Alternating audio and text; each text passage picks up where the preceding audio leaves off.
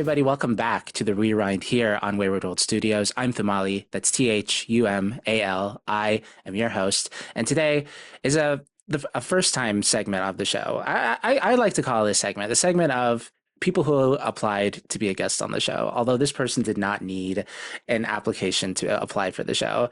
They are a fantastic drag king all the way from Brooklyn, New York. They've been nominated by GLAM, which, if you're familiar with Mauve and Evangeline's podcast episode, we've talked about GLAM extensively. They were nominated for Best Drag King both in 2022, 23, and most recently in 2024, and maybe 25 when they win the whole thing. They've been doing drag for almost 11 years, which is kind of crazy if you think about it. Like 11 years doing something is insane to me always. Like not just in drag, but like for doing anything consistently for a decade is insane. And I'm really excited to talk about this person. Please welcome Maxx Pleasure. How are you doing, Mr. Pleasure? Hello. I'm doing good. Yeah, I'm as good as I'm you rolling. can. Yeah, you had your foot injured and stuff like that. Yes, I recently had surgery on my left foot, Hmm. which has been quite an adjustment, as you might imagine. Hmm. Um, but I'm going through the motions, I'm healing slowly but surely, so things are looking up. Yeah, I saw you walk around a little bit. It seemed like you're recovering. You're recovering okay. You had to cover your what you said, not me, but like your awful bedroom and how it looks. Oh, yes. I'm really fortunate that I was able to move in with my parents as I recover from surgery because my third floor walk up was Mm. not gonna cut it.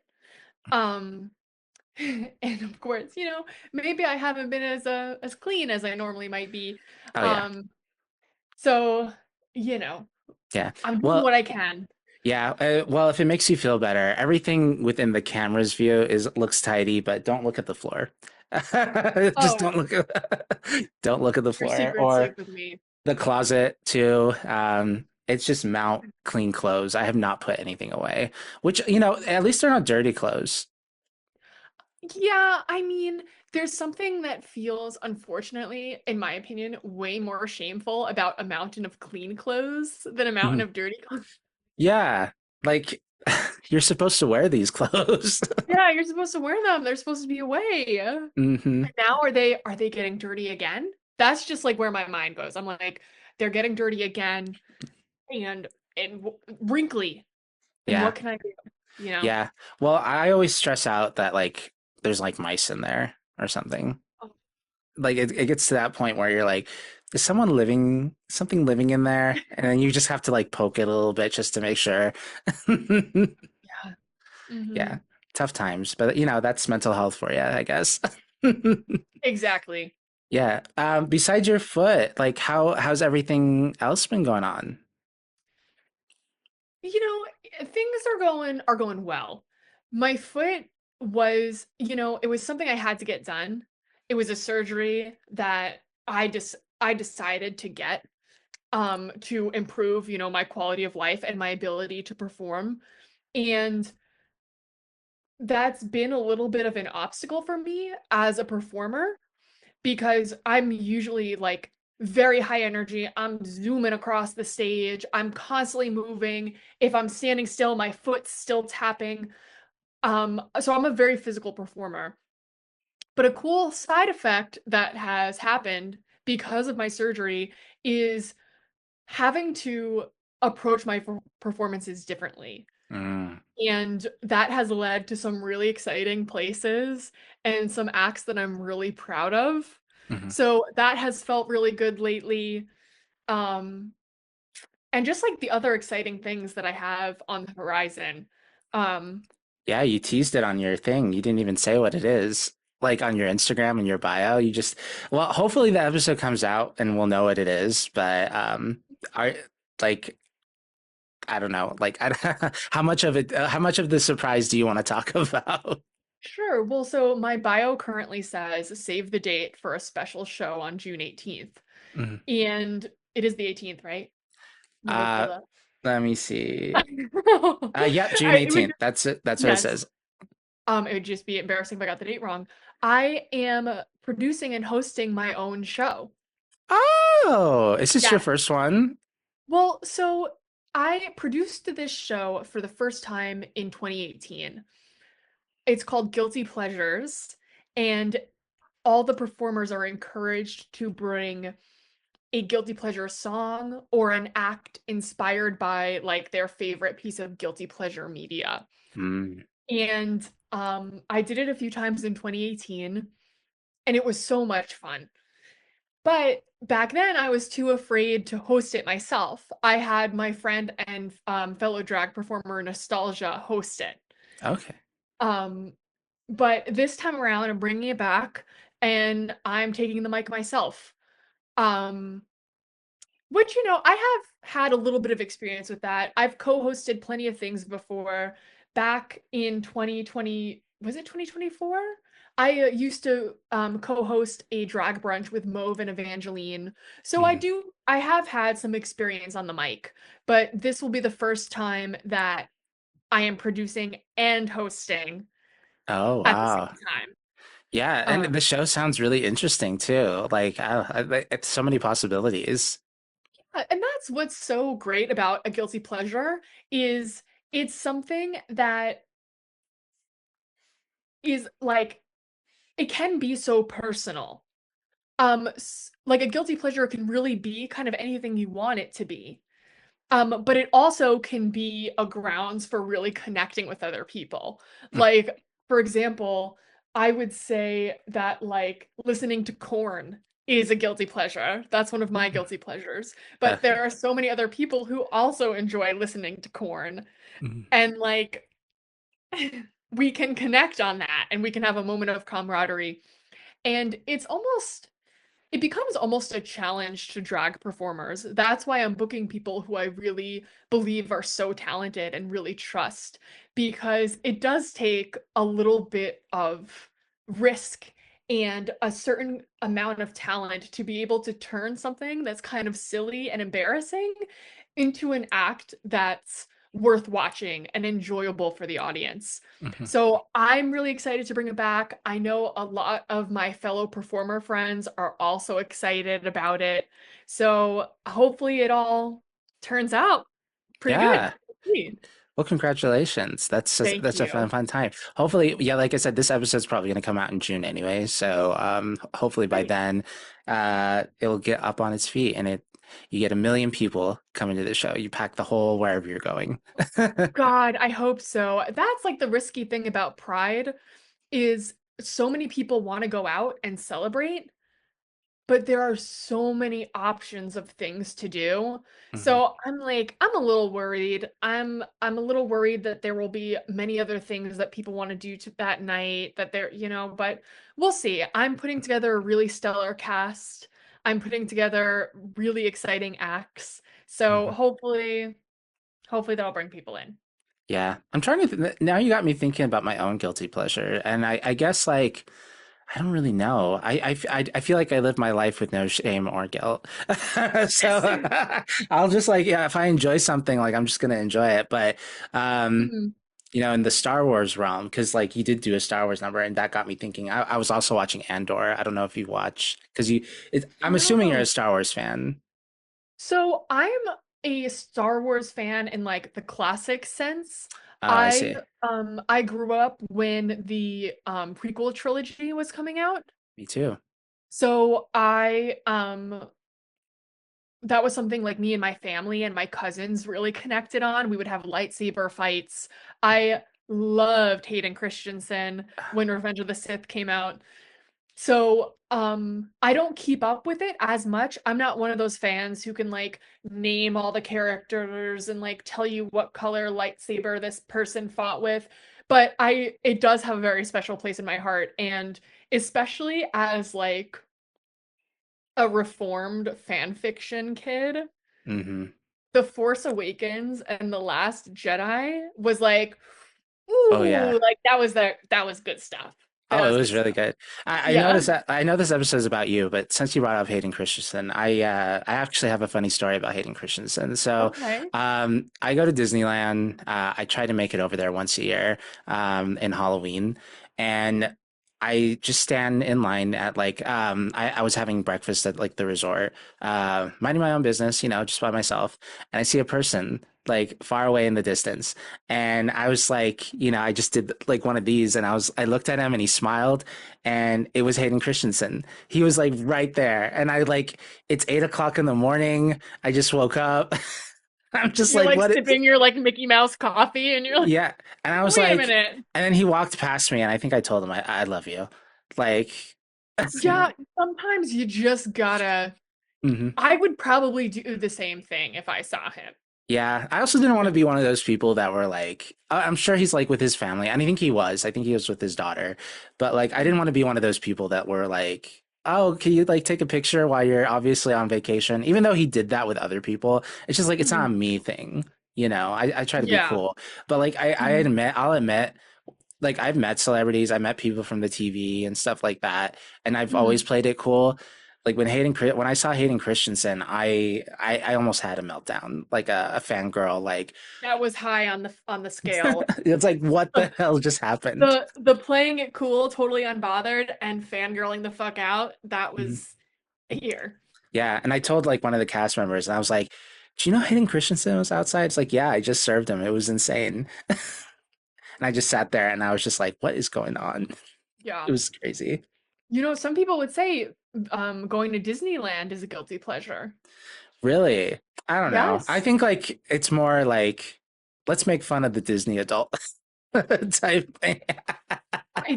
So okay, confession.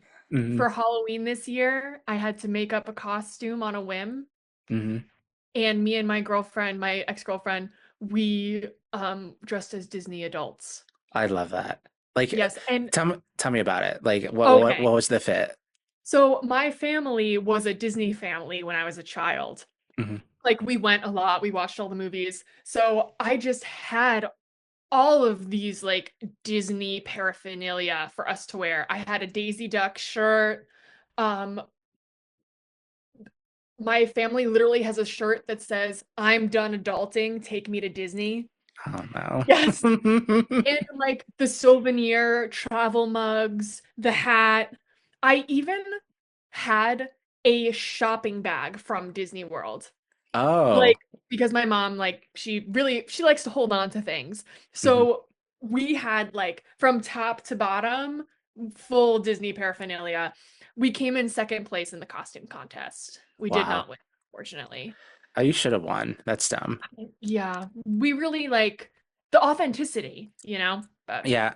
Were you like, was it like a drag king like aesthetic? Like, did you have like your goatee like no. or it was just like, Yeah, like we were going to a Halloween themed drag show that like during the intermission had a costume contest, and we mhm. were like we should dress up like, to be festive and like support the show. So like I put on like swim trunks, the Disney shirt, I carried the shopping bags, Mhm. and my um girlfriend at the time wore a like pink hat that like had the Mickey Mouse ice cream on Uh, it. Okay. Yeah, we were truly decked out from top to bottom. I love that. That's so Hmm. cool. No, Yeah. I love that so much. Let's make fun of the Disney adults all the time, and we're one of them. Absolutely. But that's an example of one of those guilty pleasures that it's like I like Disney, like speaking as like how I imagine a Disney adult would speak. It's Mhm. like I love this, and I know some people might not like it, but I love this with my whole heart, and I'm gonna Yeah, wear it on my sleeve. And that is something I really admire in people, hmm, and part of why I'm doing guilty pleasures. I love that. Well, Hmm. yeah, for sure. Well, let's get into you because we haven't talked about you yet. Max, tell me about your drag career. You've been doing it for 11 years. How did you start out? Where does Max Pleasure come from? Sure. So I started drag when I was in college. For some reason, at my very small state school, drag was like a really big part of it. There were many drag performers. A lot of the school sponsored events were like drag shows, and like we had a zombie prom, which was a prom except you dress up as a zombie. They had like drag show as like an entertainment portion. So drag was very much part of my college experience. And I was like a sexy femme backup dancer for Oh, some of the drag kings. And then after doing that for a few times, I was like, but what if I tried mhm. myself? And that's kind of how my whole drag journey began. And over time, I became Max Pleasure, and he pretty much he looks the same, pretty much, except I mean better technique. Better Oh technique yeah. has happened over time.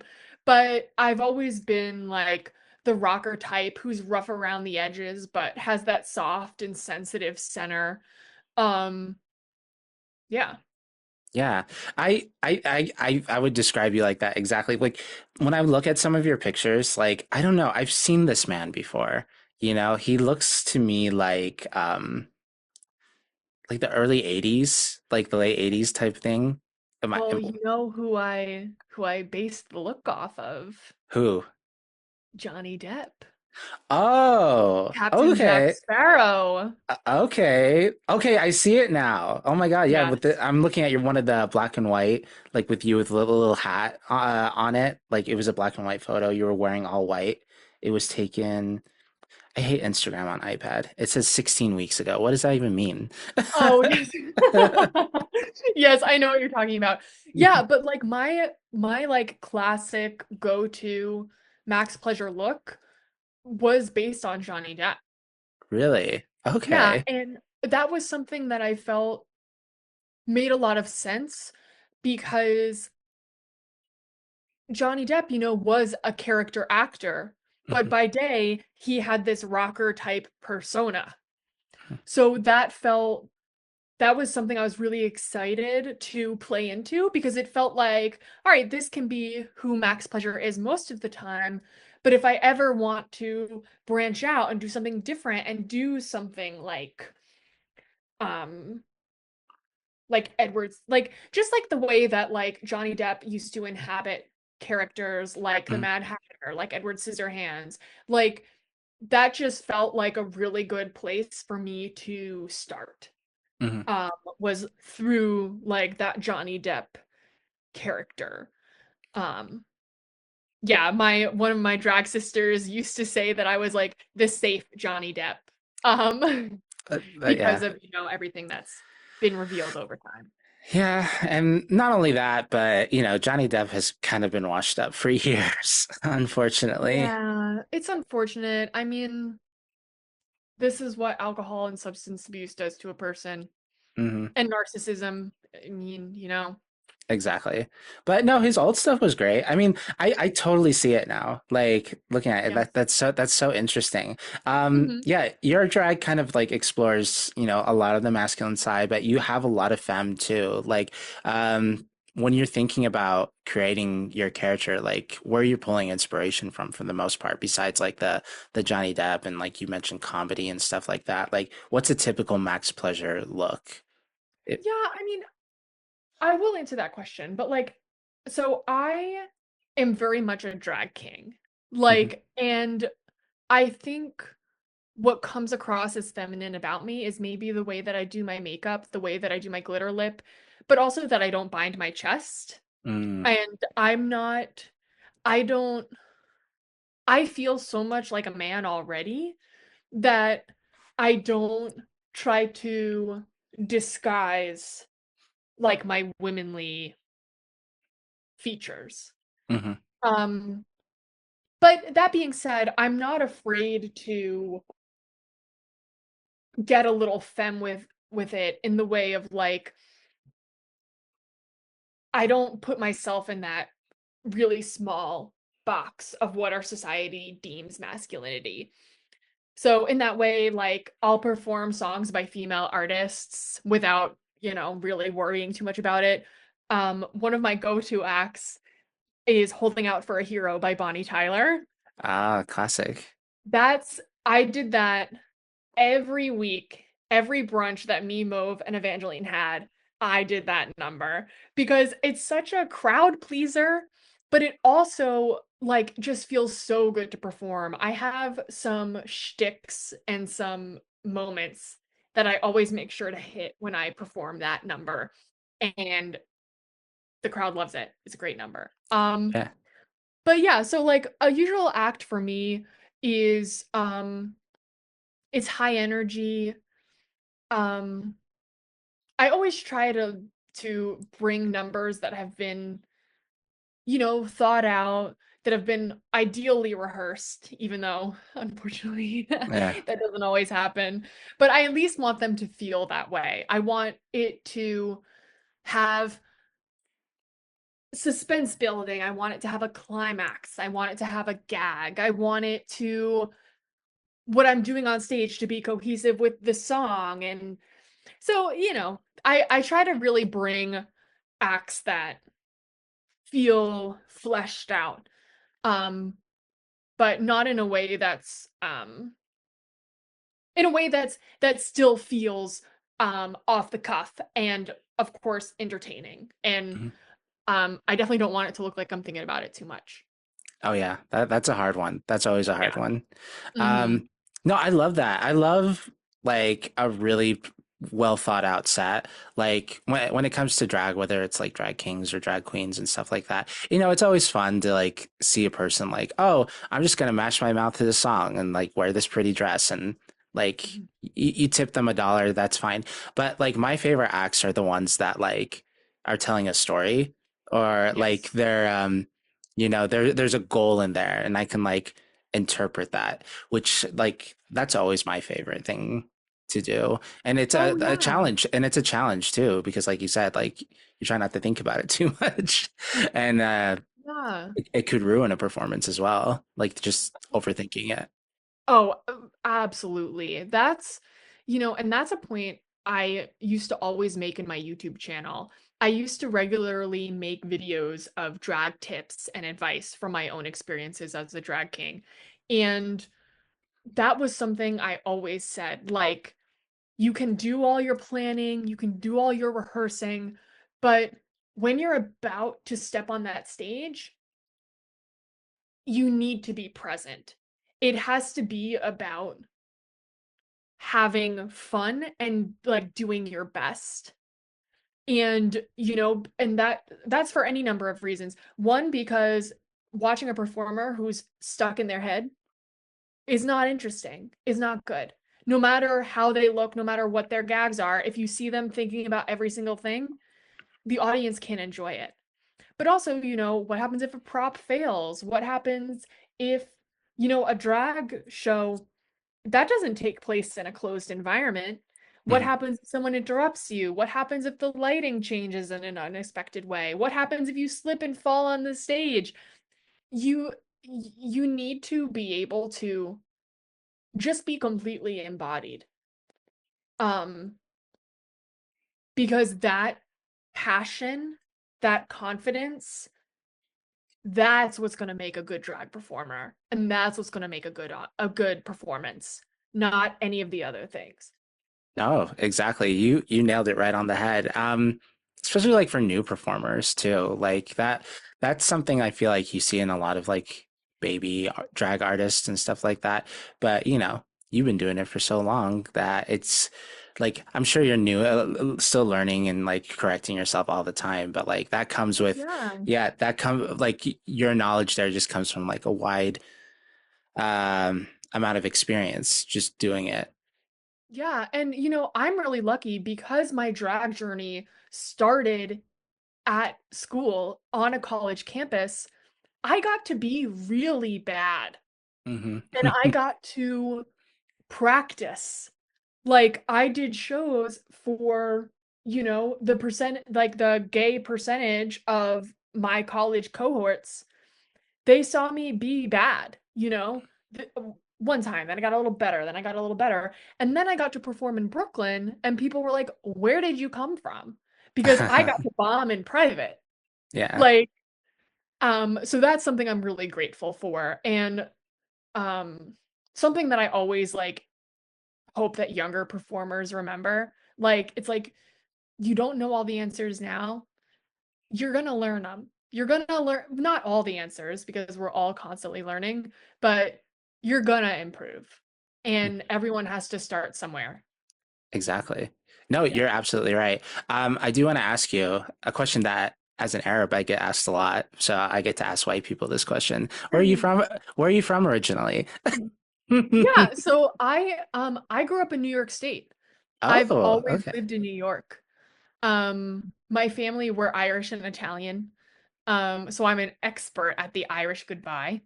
Oh, Uh, okay. yeah. So yeah, I've always been a New York kid, not New York City. I would never ever call myself a New Yorker because I did not grow up in New York City. I live there now, but yeah, I was in New York State suburbs. Okay, Yeah. interesting. Yeah, Mhm. I noticed this might be weird because I'm from Western, I like the West Side, but like I noticed a tinge East Side accent there in you like when you talk like just a little bit, and I was like, Yes. is he from like the more up like Wisconsin area? It's like, oh no, he's from New York. Yes. Nope, it's New York. And it's so funny you say that because I'm like, this is just the way I talk. Like I'm an identical triplet. That's my fun fact. Oh, So I'm a triplet. I have a younger sister. I've always lived in New York, like I said. So I'm like, I talk normal. Like this is just the way I talk. Meanwhile, sometimes I some words come out and it's like, uh, that's an accent. That's an yeah. accent. Hmm. Yeah. Being a triplet, that's crazy. Are the other two are also gay? Just out of curiosity. You know, that's literally everyone's first question. That's everyone's first question. And I'm gonna politely decline to answer. Okay, that's fair. That's Yeah. fair. Mhm. Okay, there we Yeah. go. But no, being a triplet, I don't think I've ever met a triplet before. Like I've known a lot of twins and stuff like that. But Mhm. are you all three of you like identical? Yep.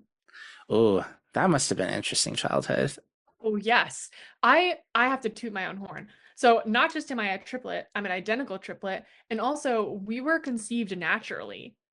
Like, Oh, yeah, so like multiples are really more common these days as like we make scientific advancements in birth and stuff like that. Um, but yeah, no, we were completely natural, like identical triplets. We were actually born really premature too. We were supposed to be born in May, but we were born in February. oh, okay. Yes. So That's crazy stuff. Crazy. That no, that's definitely crazy. Like, Yeah. yeah, you're absolutely the first triplet I've ever met. So that's really cool to hear. Going back to your drag, why the name Max Pleasure? Like, I'm sure you ran through a bunch of different names before you got there. Yeah, so it's interesting. The name was not the first thing that came to me. I Really? had that experience performing with drag kings, and I wanted to create my own act because I was really excited about the idea of telling a story and choreographing a dance and collaborating with friends because that's the way we all used to do it in school. The actual persona was kind of like an afterthought to me. I had a boyfriend at the time who I think he like looked up drag king names and Max Pleasure was one of them. Or like that's a very common like drag king thing is Max Pleasure, Max Satisfaction, Max Mhm. Capacity. Those are all real drag kings. Um, so that's what I went with, except I was like, it needs three X's. Mhm. Needs. Yeah, Max with three X's. Hmm. Um, Obviously, like I mean, the sex jokes and all, so that It makes had to be sense. done. Yeah. Yeah. So yeah, you landed on that one. That's really cool. I like that. I think it fits into like a lot of your campy like aesthetic and you can be sexy sometimes. Max Pleasure's a hunk in a lot of instances. Yeah. Um, Hmm. you said you got introduced in college to drag. Once you graduated, where did you start going as far as like hitting up the bars? Was drag on the forefront as far as like making that into a career, or like did you have like a break or something in between? Yeah, well, so drag very quickly became my passion. Like it became the only thing that I thought about. So once I graduated, I continued to return to SUNY Purchase. That's the school I went to. I continued to return for those performances. I still had friends that were still at school there. So they would invite me back to perform at the different parties that they had. And my sister went to school in New Paltz. And New Paltz also has a very big drag scene for such a small community. So that was actually performing my first time performing like out of that college fold. My Mhm. college fold was going up to New Paltz, going upstate. Okay, and how that? What was that experience like? Your first Um, time? it was really special. I listen, I had a lot of guts because what happened was a drag queen, Avi Munster was her name. I don't think she performs anymore, but she posted that she was doing a drag show at a local bar in New Paltz, and my sister had sent it to me, and I asked if I could be a part of it. Oh. Like the poster was already out and everything. And I just said like I'm a new drag king. I would love to perform. And she said yes. Wow. Um and that was the first number. Like that's when Max Pleasure like really like became who he is. I did a performance to a Foxy Shazam song, which has a really theatrical male lead singer. And I had the whole rock and roll persona going full swing. I had the leather jacket, I had the fur coat on top, I had the wide brim hat, and the makeup under my eyes and everything. So it was a really special moment. It was my first time performing in a bar. And I Hmm. think probably receiving tips too. Oh wow. Yeah. Yeah. So yeah, that first drag show was just really special, huh? Like that kind of just kicked everything off essentially. And then when did you when did you start making the move to Brooklyn? I performed in Brooklyn for the first time after Miss Malice invited me to perform at Switch and Play. Okay. So, Miss Malice and Kay James are two members of the historic drag collective Switch and Play. Kay James was booked at a college gig that I was also booked for. It was oh crap, I'm blanking on the name of the college, but it was a neighboring school to SUNY Purchase. That's how I got involved. And Miss Malice saw me perform that night. I did a really bad job, but I Hmm. guess she saw potential in me Hmm. because she then invited me to perform with Switch and Play at their regular show in Brooklyn. And the rest is pretty much history from there. Yeah, like you wound up having a very like as of right now even like having a very successful career as a drag king in the Brooklyn area. Specifically, like just going through your Instagram and going through some of the stuff, getting interviewed by Vogue. Yes. Like, how was that? That must have been crazy, That crazy. Yeah, that was a really cool opportunity. The writer, Jose, was writing an article about drag performers who also have day jobs. Like, Oh. they were really interested in like that kind of double life that can ensue. So I got to talk about that. Um, that was really cool. I've done a lot of really cool interviews. Refinery 29 did a video. Um, oh my God, I'm blanking. There's been so many. I've Mhm. done so many cool things in the You're on, past 11 years. yeah, Um, you're on Yahoo News. yes. Yeah. What was the other one? I think it was Pink News too. I think you're Yep. on there too. Yeah, you were just interview like anyone who has an interview platform, you're just trying to get on there. I'm just racking through them. Yeah. Well, speaking of like interviews, I did want to talk about your application because I think you were the first one to submit something. So like, uh, how did you know about that? Like initially, like, who pointed you my way? I must have. So because you had both Mauve and Evangeline on your show, Hmm. maybe one of them shared it, or maybe I followed you after their episodes came out. So maybe I saw it myself Hmm. rather than being pointed to by a friend. Yeah. And what made you want to like apply to the show, like initially? Well, first of all, you have a very professional operation going. Oh, And that's I that's try. I mean, I have an award and everything, I hope so. yes. And that's something I really admire because of course so many people think they can have a podcast or have a YouTube channel or do something like that, but it definitely takes a very specific set of skills to do that well. Oh, So wow. that was something that really drew me. And there's nothing I love more than talking about drag.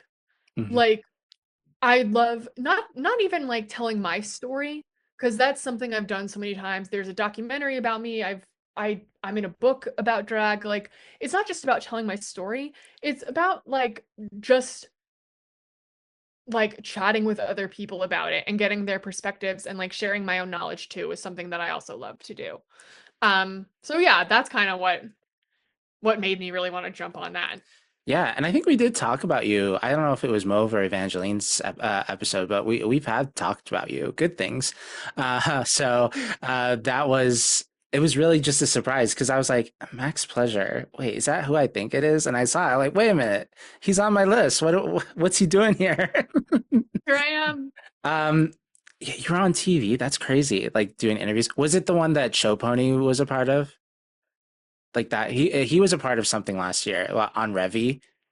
Oh yes, that was Kings of Queens that he was on. Yeah. And they had wanted me to do an episode of that, and it didn't work out. It was like in the immediate aftermath of the pandemic when like the world was Mm. just kind of opening up again.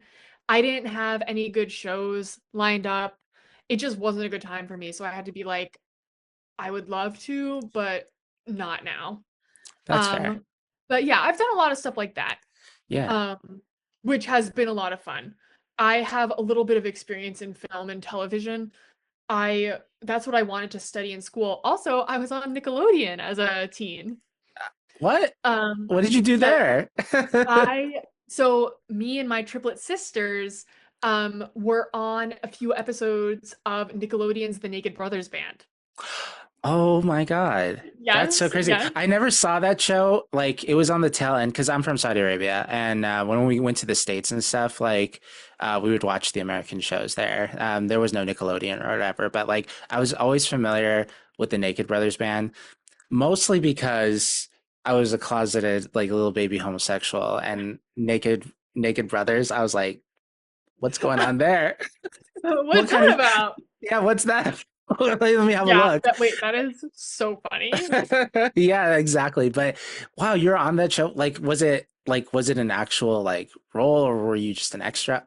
Wow. Yes. Yes, Okay. so the Naked Brothers band, there's the two brothers, and then there are like the three sidekick characters. Mhm. And the role of me and my sisters we were the dates of the three sidekick characters for their big movie premiere episode. Wow. Like they were like, who are our dates gonna be for the big movie premiere? And then like me and my sisters are like, we had scooters, I think. Like we go by on our scooters, and they're like, wait, that's perfect. Like three beautiful triplets.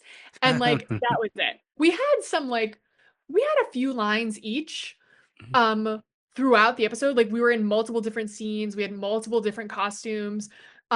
It filmed, I feel like it must have been Greenpoint. It filmed in New York City. Um, and that like felt really cool too. Wow. But looking back on it, I'm pretty sure it was a studio in Greenpoint that we were in. I'm gonna have to see if it's on Paramount because I have Paramount Plus for Drag Race and stuff, so I might Oh have my to go God, watch that. please tell me if it is because I don't have Paramount Plus. Yeah. And I would love to know if it's on there. Do you have any recollection of like what episode it was? I mean, I guess I could look it up online.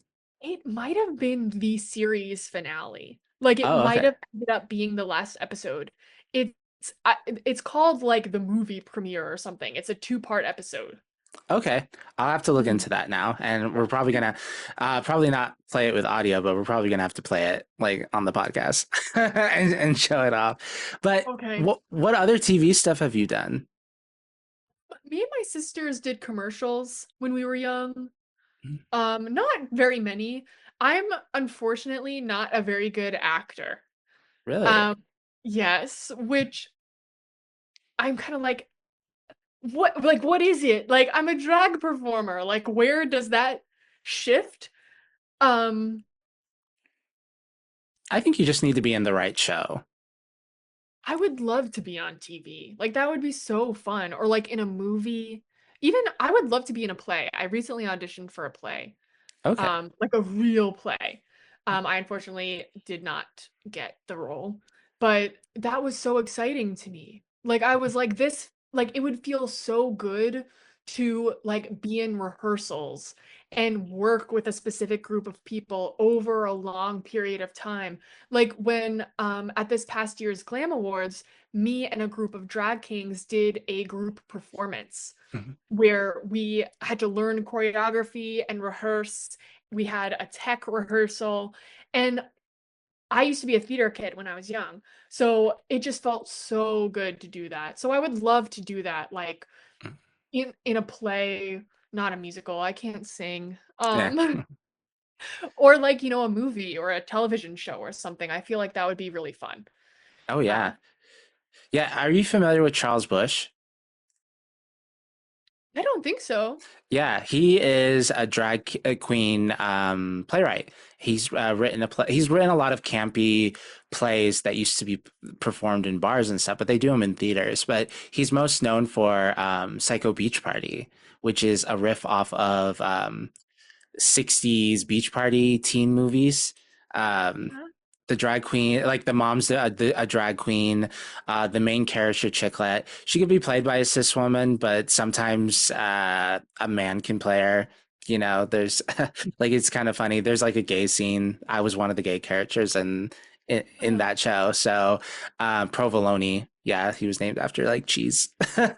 um, but no, there's space for you in theater. Like you do theater already. Like you're Max Pleasure. You have a whole thing. You can do it. no.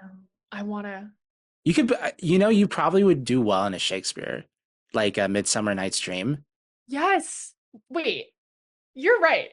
Yeah, like one of the play, like the people that put on the play in that show. Like I can't remember what their name. The Yeah. play. I think they're called the Players, or like the guy who turns into a donkey. Like you could do a really funny thing. Yes. Hmm. Yes. There we Let's go. make it happen. Yeah, I mean, hey, it's royalty free. You could probably do it in Brooklyn. Mauve can play. I don't know. I don't know who he can play. Um, There's definitely a Evangeline. part in there for him. There is a part in there for him. Evangeline might. Oh, he might. Mauve can be like the main fairy guy. I can't remember his name. Uh, Yes. yeah, like there's Puck. Like, or yeah, Mauve can play Puck. Is, I think is Puck. Puck the fairy? He Puck is one of the fairies, but he's the one that's like the mischievous fairy, like the one that does all, Hmm. like kind of like switches everybody's love interest in the play. Um, Incredible. yeah, little goblin boy, like a little elfy boy. Um, no, like yeah, you should make it happen. Yeah, like I'm surprised you think you're not such a good actor. Like just even looking at a lot of your performance and a lot of like your technique, that's theater, baby.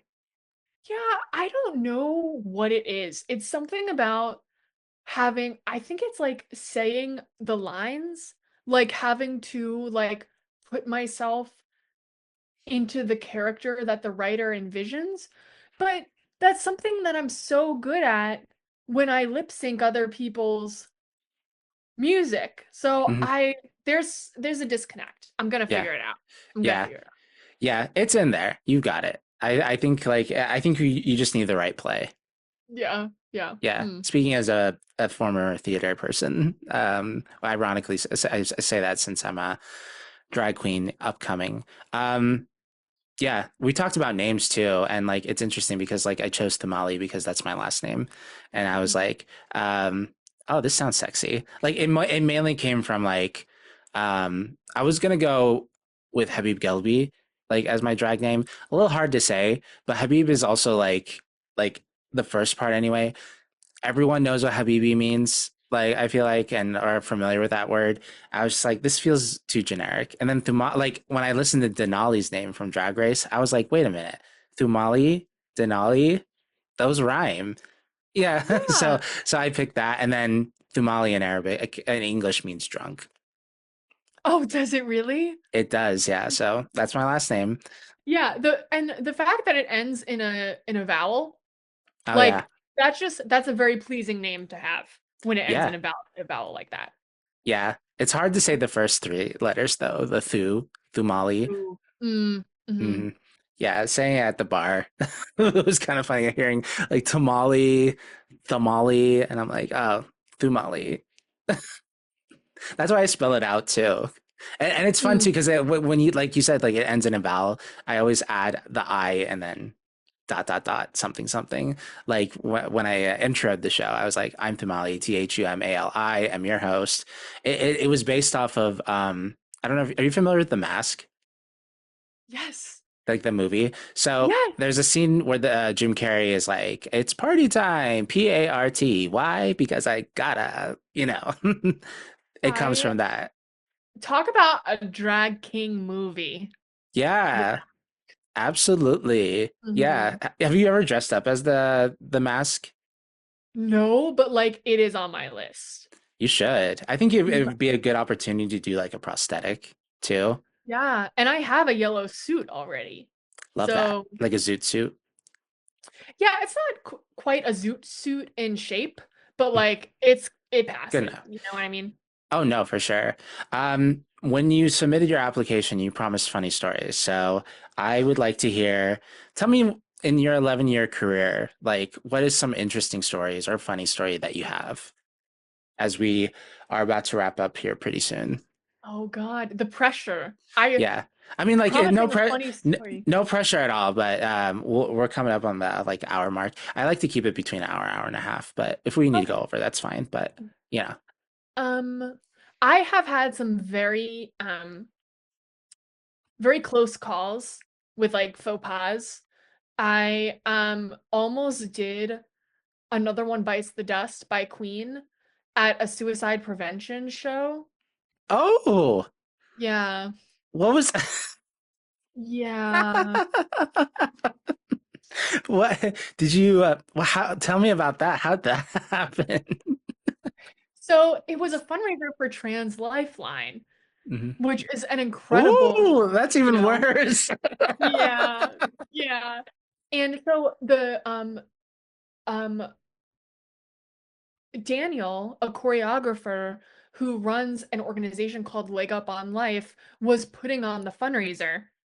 And Daniel loves to collaborate with the drag artists by helping them choreograph a number and like designing a number that will play really well for the Manhattan crowd. So Daniel and I were going back and forth. We were like, what's a number that like Daniel was like, Max, what's a number that you've wanted to do that like can really lend itself to a high production?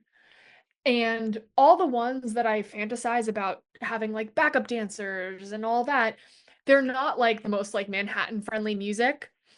Um, um, so we were like, okay, like what are some artists? I was like, well, the Rolling Stones, but that might be too rock and roll.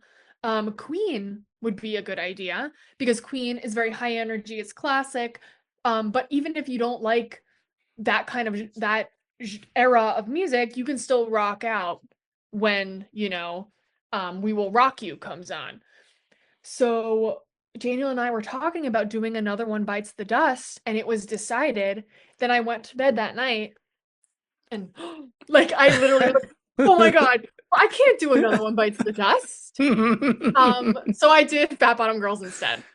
Okay, now this Yeah. that's a little bit better. Oh my God, that's so funny. Like, Yeah, imagine that you was a didn't. close call. And a few months ago, I did my devil performance, I created an act for when I opened for Chapel Roan last Yeah, spring. I was going to talk about Um, that too, so I'm glad you brought it oh up. yes. Hmm. Yeah, so the chapel likes to have dress codes for each of her concerts. And my concert was My Kink is Karma, which is like her devil look that she Oh has yeah. for the music video. So I created it's really cool. I think the best thing I've ever made, like a cowboy devil look, like with horns and a tail and everything. And because that act is full of so many well-known songs, I perform it a lot. Mhm. Because it has all the stops. It has my water trick, it has my spin flags, it has, well-known songs that people really like. So I brought that act to a college gig that I recently had, but it was a religious school. Christian college. Yeah, so I was the devil at a Christian college. I see, that's not too bad. That's fine. I mean, like you'd Yeah. be I did a play where like I directed a show at my campus, and it was like a Jesuit school, and there were a lot of gay themes in it. Like, so I'm just like, I was a little bit nervous about that at the time, and we've had drag shows and stuff. Like, I don't know, that one's not as big as I think the almost like accident of like another one bites the dust at it. Imagine. Uh, that is So so funny. bad. Hmm. We did Fat Bottom Girls instead. No, yeah, So that's everything what worked you. out. No, yeah, for sure. No, I just like that's hilarious. That's so funny. But no, how is it like opening for Chapel Roan though? Like because I love Chapel Roan so much, and I'm assuming like did you perform with her before like she became like mega popular? So I opened for her the week that Good Luck Babe came out. Oh, okay. And that was like her smash single. Hmm. Um, so she was getting really big, but she didn't quite, it was Good Luck Babe that really shot her up. So I was right before that. But I like to think that I got in at a really good time. The Hmm. show was sold out. The audience was so passionate. That was actually one of the best parts of the entire experience. The crowd was so enthusiastic about us, about the drag performers. Around the venue, there were signs like tip your drag performers. There was a tip bucket for us at the merch table. Oh, And nice. they were just so generous with their tips. Like, I couldn't believe how generous they were with their tips, but also just with their energy. Like, it wasn't like, oh, we don't care about these nobodies. Like, they loved us. And that was one of the best parts about the experience. God, I want to see Mhm. Chapel one of these days. Like it Oh, seems like such a fun time. it was an incredible show. Mhm. She's so talented. Um, yeah. Yeah, I'm just waiting for her like to release whatever album she has cooking right now. Have you listened to The Giver? Yes. Mhm. That's a really Yes. fun song. Oh yes, as a service top, that really like I was like, There we go. let's go. Yeah, Um and yeah, and the visuals from that song too were a lot of fun to see. Like I think it was the lyric video, like of her of all the different jobs and stuff like that. It's so much fun. that's Drag King energy. Yeah, no, yeah, for sure. Yeah, you should do a Chapel song. I mean, you do the devil one, like, but I'm trying to think if I have done. I don't think I've actually oh, actually did perform Chapel Roan once. I was part of a But I'm a Cheerleader show, okay, and me and Miss Malice were Graham and Megan and performed Guilty Pleasure by Chapel. okay. That's Yeah. not. So Oh, that's that was fun. oh, that's so much fun. Yeah. Mhm. We are coming up to the end. I do want to ask you probably one more like big question, and we'll probably have little questions in between it. In 11 years doing drag, like like I said at the beginning, I love doing anything for over a decade is kind of crazy to me because it's just like that's just consistency, that's growth, that's like you must really love something to stick with it for like 10 years through the good and the bad. We talked a lot of the good stuff, but when it comes to like drag kings, they're often not like represented. They're often not showcased in the light as like, a drag queen is essentially. Mhm. Um, Actually, I think drag kings are getting up there with the new Yes. drag competition show that's coming up. Like, I'm Mhm. really excited to get the King of Kings, I think is what it's called. It's King of Drag. King of Drag. Okay. Yeah, Mhm. very excited for that show to come out in June. What have been some of like challenges that you faced like when it came to your drag in the last 11 years and how did you overcome it? I mean, I feel like I grew into an adult. Oh. At the same time, I started drag 11 years ago, so I mean, I'm 32 now. Oh. So when I was 21 or whatever, the amount of growth that takes place from being in college to then graduating and then being an adult, being in your 30s, you know, so much happens in that time. Heartbreaks, conflict, loss, uncomfortable growth. So much of that happened, you know, as I was also growing as a drag performer. Mm, And, I wouldn't be the person I am if it wasn't for Max Pleasure. And I mean, I don't know, so much. Um, but specifically, I have, brushed up against um that kind of drag king prejudice mm, that a lot of people have. Um, but I've also seen that, kind of dissipate a little bit. And I also have been so fortunate to be in Brooklyn where drag kings are the norm. There are so many drag kings, and not just that, we're also so different from one another. And that has been a really amazing thing to be a part of, and the growth that has happened in the king community and the change that has happened for drag kings, I've been really lucky to experience that. It sucks when like I was, kind of the times in which I've been on the front lines of that because I have been. Um, but it all was worth it. All the hardships. mm. Yeah, no, that's a really good answer. I didn't know you were 32. I was 32 yesterday. Oh Like, my God, happy yeah. Yeah, birthday. thank you. Yeah, I just turned 32, so that's really interesting. I would have sworn that you were in like your 20s, like mid to early 20s, not late. I'll give you a little younger years. So you thought I was wise beyond my years. Um, sure. Um, but no, yeah, you don't look 30. You don't look like you're in your 30s at all. Well, I also don't look like I'm in my 30s at all sometimes, although I do have this like beard that I haven't like shaved and everything, but no, yeah. I mean, yeah, it's so hard being an artist, especially like an artist that's like almost a niche within a niche. Like when it comes to Yeah. drag kings, even though drag kings have been there like for a long time, just as long as queens have been. But um, I'm really excited to see like more representation for kings. And it really does seem like even though we kind of live in this fascist country right now.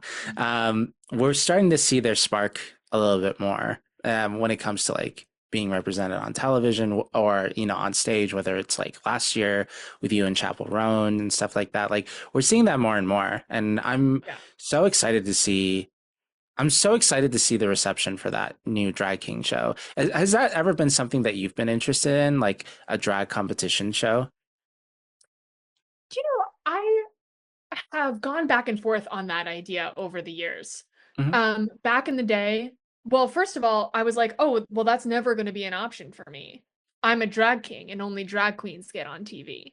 Hmm. But then, I was like, even if it was an option, I wouldn't want to do it anyway because I kind of resent competitive drag, like pitting, because drag is something that could be so personal and everyone has their own unique spin on it. You can't really compare one person's drag to another one to one. So I Mhm. kind of resented that whole idea of a competition. Um, but like now I'm kind of the mind, like I would do something like that. Okay. It would be fun to be on television. It would be fun to get to know other people, like, like the cohort of like other drag kings who are going to be on that show. Like it Mhm. would be cool to be part of that group. And it would be cool to be able to do drag more because the more successful you are, the more people who know you, the more opportunities you get. Mhm. And that is something that I would really enjoy. Yeah. I feel like you get a lot of opportunities without even really being on TV. Oh yeah, I do. I'm really lucky in that respect. Oh, for sure. Mhm. Um, what is the next 11 years look like for you, you think? Now that we're at that anniversary line, like you'll probably be an old saggy drag king like in 10 years. So Listen, I know drag kings who are 40 who are the best that they've ever been. oh, for sure. So, No, yeah. no shade So, to them. We're both getting to our 40s. Like it's coming. But yes. yeah. Um, I would love to still be doing drag in 11 years. I think I will. I can't imagine loving anything more than I love being a drag king. So, maybe I'll still be producing guilty pleasures. Hmm. Um, Maybe I'll have my own podcast. Yeah. Maybe I'll have my own television show. Who knows? And the opportunities are endless. Yeah. I think you should have your own podcast. I think you should do that. Like you're really fun and engaging. Like I I'm think I'm glad. Yeah, I think you can make it work. You should do it. Thank That you. that's the one you should work on next. We need less douchebags with a podcast mic. Have you ever seen those TikToks of like the alpha male podcast and like making fun of those? I am so grateful that nothing alpha male related comes into my algorithm. So Yeah, no, I haven't seen it. a lot of it is just like cringy stuff. Like it's not like I'm not a secret conservative or anything like that, but like it's more like uh parodies of like what these alpha males say about women and Uh, mhm. stuff like that. And it's just like we need less white people on less straight white people on podcasts. Yeah, I was gonna say, well, I am Yeah, white. yeah, exactly. Yeah, they're just ruining it for everybody, I feel like, just like they always Mhm. do. But I think you'll be on TV. I don't know if it's going to be on a competition show, but I mean you've already been on TV technically with your sisters, That's so true. You're yeah. right. But like in drag, Max Pleasure as I don't know what your name is out of drag. You don't have to tell me, but like It's uh Max. Mhm. oh, okay. Okay. Mhm. Nice. But Max is Max Pleasure like on a Mhm. TV show. Let's do it. Yep. Hmm. What We'll about see. movie? What about movies? I would love. That'd be Okay. great. What's a Max Pleasure movie for you? Like is he like did you want to be like in a comedy or like something serious? I love erotic thrillers. Erotic. Yes, I love mysteries. Okay. So I would kill that. Maybe Okay. literally. Exactly. Yeah. Exactly. No, that erotic thriller. Well, like, what's an example of an erotic thriller? Basic Instinct, Okay. a movie where Sharon Stone flashes her hoo-ha Hmm. in the interrogation room. That's an erotic thriller. Um, I'm blanking. I Hmm. don't know. It's always like it's about a guy who like he's done bad things, but is he guilty of the crime he's being accused of? Hmm. Who's to say? And like of course there's a hot sexy woman that like will be his undoing in some way. Hmm. Oh yeah, that's That's Max. That sounds like that's Max like Pleasure to me. yeah, Yeah. that's my kind of story. Maybe you can like be out of drag as like you know, gender nonconforming like sexy person, and then Max Pleasure is um the hot erotic man with the trouble pass. Hmm. Hmm. We're cooking here. We're cooking. Yeah, we're making something. I love that.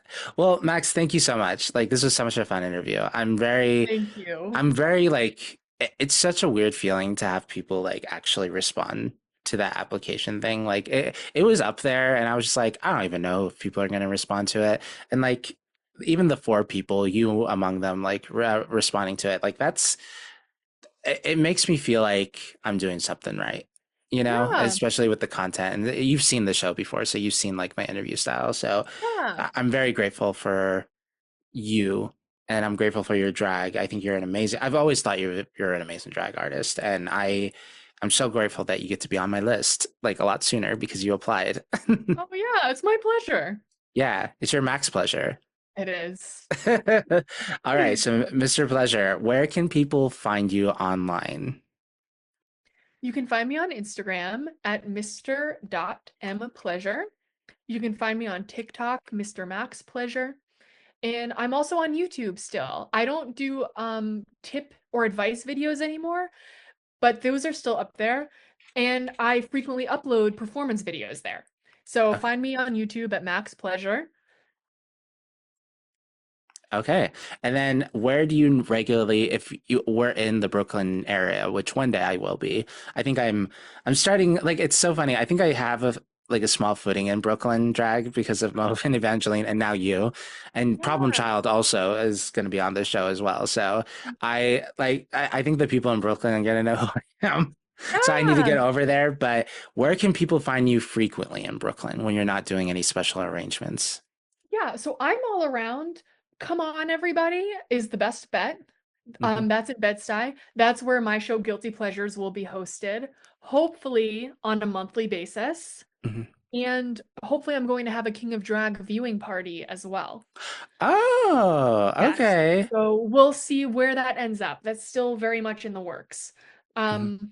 But yeah, following me on Instagram is the best way to keep tabs on what I'm doing. I frequently, update where I'm performing as the shows, happen as they get closer. So definitely follow me on there. And I'm assuming your Venmos and PayPals are on your LinkedIn. My Venmo is, I think it's Mr. Max Pleasure. Okay, I have to check your Yeah, LinkedIn because I'm pretty sure.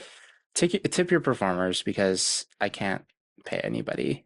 Like I mean I can, but sometimes it's hard. It's hard out here. Exactly. Capitalism, you know? Exactly. Well, Wayward Artist, thank you so much for watching this episode with Max Pleasure, all the way over from Brooklyn, New York. I'm Thumali, that's Thumali, have been your host. Please follow the Wayward World podcast, Wayward World Studios channel. I called it the wrong thing. Um, on podcast services everywhere. And tune into the after show, the fast forward on social media platforms, Wayward World Studios on Instagram and TikTok, and as a YouTube short. The Wayward Artist. Without further ado, it's been real.